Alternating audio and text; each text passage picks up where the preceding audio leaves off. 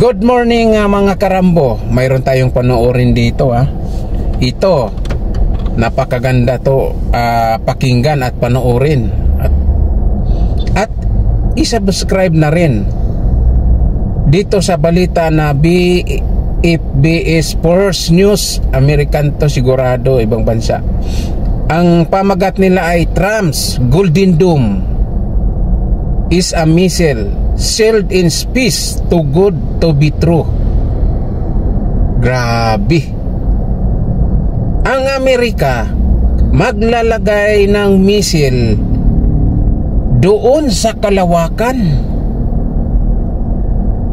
Pangontra ito sa mga pumapasok sa kanilang space, pumapasok sa kanilang bansa, lalo na sa mga kalaban na katulad ng Russia, China, Iran, na may mga malalaking missile katulad ng ballistic missile. Dumadaan yan sa high altitude. Pag dumadaan yan sa high altitude, nakaabang na doon ang Golden Dome ng US.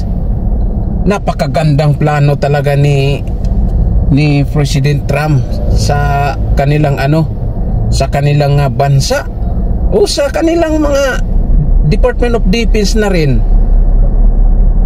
Sila lang naman yan kung paano nila maprotektahan ang kanilang bansa. At napakaganda talagang plano. Lahat na lumilipad sa ere na lumalagpas sa high altitude na, tulad ng mga ballistic missile katulad ng Iran noon na tumira sa Israel, lumagpas na sa ere yun. Lagpas na yun. Yung mga hypersonic ballistic na yun.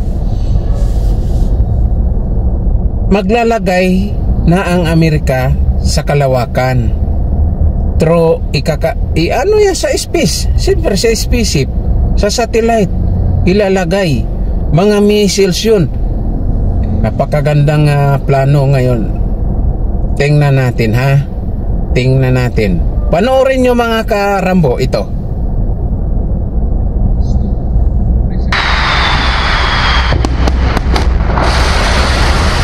This is the threat America wants to stop. Missiles from adversaries like Russia and China hitting US soil. Donald Trump says he has the answer. A vast space-based missile shield he's calling Golden Dome. We have officially selected an architecture for this state-of-the-art system that will deploy next-generation technologies across the land, sea, and space, including space-based sensors and interceptors.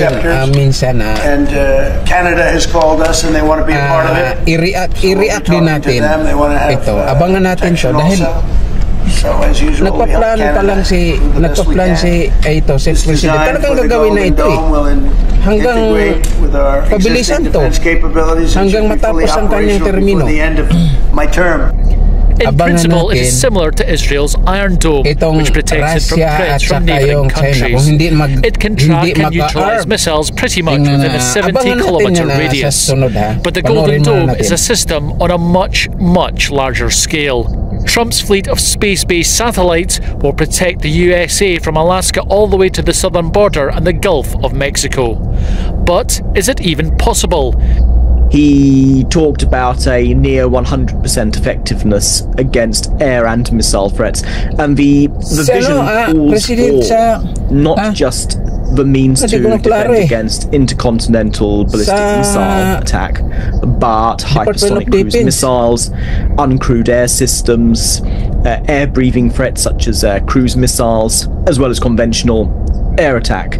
All those areas can be achieved. The United States can, with its ground-based interceptors, provide a limited defense against lower-end intercontinental ballistic missile threats.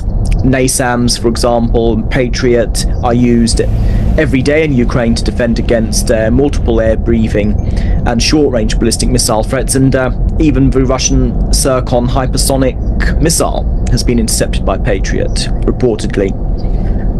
Bringing it all together, though, and having a comprehensive air and missile defense shield over the United States, in particular one that can defend against large-scale ICBM attacks, really is pushing the bounds of technology too far. The cost of the program is also an issue. Trump says he will spend $175 billion and hopes it will be operational by the end of his term in January 2029. But the Congressional Budget Office estimated that the Golden Dome could cost as much as $831 billion over 2 decades. Those are exceedingly optimistic cost and timeline estimates, and most likely not feasible. The Next Generation Interceptor, the replacement for the current ground-based interceptor, which is the highest end of the current US missile defense architecture and provides a mid-course defense against ICBM threats. The Next Generation Interceptor's projected cost is approaching $500 million per interceptor. Back in 1983, I challenged America's scientific community to develop an alternative to our total reliance on the threat of nuclear retaliation. An alternative based on protecting innocent people rather than avenging them. It's not the first time the USA has expressed plans for a space-based missile defense system, with Ronald Reagan proposing his Star Wars program in the 1980s. Donald Trump says the technology is now available to achieve such a plan, but others aren't so sure. David Civils-McCann, BFBS Forces News. Oh, like and subscribe. Thanks for watching. Channel, for more from BFBS Forces News. Anong masasabi niyo mga karambo? Ako, ang masasabi ko rito, itutuloy ng Amerika dahil nailabas na sa publiko yung plano nila na maglalagay ng Golden Domes sa kanilang kalawakan. At huwag kayong mag-alala mga karambo dahil pag naglagayan sila, nasasakop na tayo niyan. Lalo na nandito sila sa atin, Pasipiko. Mayroon nang nasa tapat na natin yan sa kalawakan. Maglalagay na yung mga yan. Kaya yung mga kalaban niya hanggang wala na. Hanggang dyan lang kasi kung salan sila, sa suwil sila, andyan ang daming mga sundalo. Magpalipad sila ng mga ballistic nuclear sa taas, nandun ang Golden Dome sa kalawakan, nag-abang sa kanila. Kaya napakagandang plano. Mabuti nauna ang Amerika sa plano na yan. Pero kung nauna ang China, malamang magre-react din yung Amerika. Kasi sila ang naunang naglalagay ng Golden Dome. Biro mo mga karambo, sa China lang ha, sila naman din ang nasa ilalim ng dagat ngayon eh. Oo, nasa South China Sea. Naglalagay sila ng kampo sa pinakamailalim ng dagat. Hindi naman nag-aarg ang Amerika doon. Bahala ka kung mag-ano ka. Maglalagay ka dyan, parang ganon lang eh. Pero itong space, hindi makapalag ang China niyan. Talagang maglalagay ang Amerika niyan at wala na. Lulusob pa ba sila ng Amerika na paikutan ng satellite space yung kalawakan ng Amerika at mga missiles yung nandun?